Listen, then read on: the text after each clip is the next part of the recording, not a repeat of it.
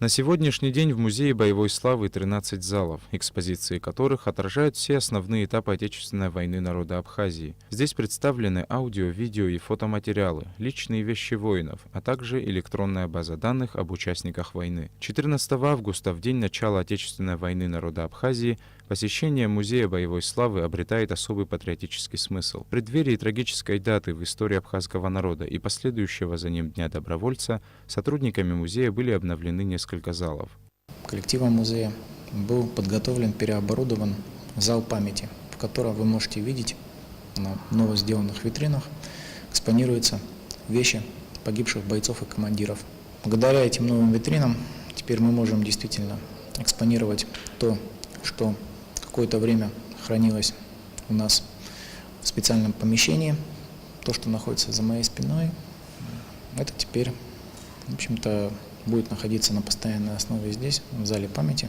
К экспонатам в зале памяти добровольцев на днях добавились еще несколько. Это документации о заявлениях и постановлениях Конфедерации горских народов Кавказа, а также журнал 1992 года, который содержит в себе списки добровольцев, направлявшихся на помощь к братскому народу. Документы были доставлены в Абхазию по просьбе работников музея. Вскоре с них будут сняты копии, и они будут выставлены для всех посетителей музея. Исторические документы привез с собой Аскарбий Нагаплев из Адыгеи.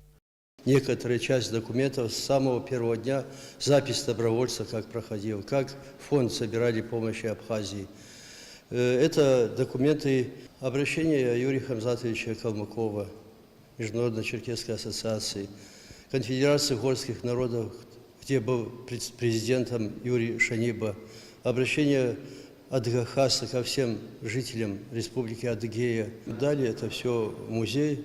По словам работников музея, в начале работы музея экспонатов было не так много, но ситуация изменилась в лучшую сторону. Сегодня музей может продемонстрировать жителям и гостям республики военные реликвии. Также в ближайшее время в музее будет создана экспозиция, посвященная десантникам, погибшим на горе Ахбюк. Сотрудники музея уверены, что здесь будет еще очень много экспозиций и рады вниманию со стороны ветеранов и любым семейным реликвиям времен войны. Саид Жарсаля, Беслан Чинджерия, Абхазское телевидение.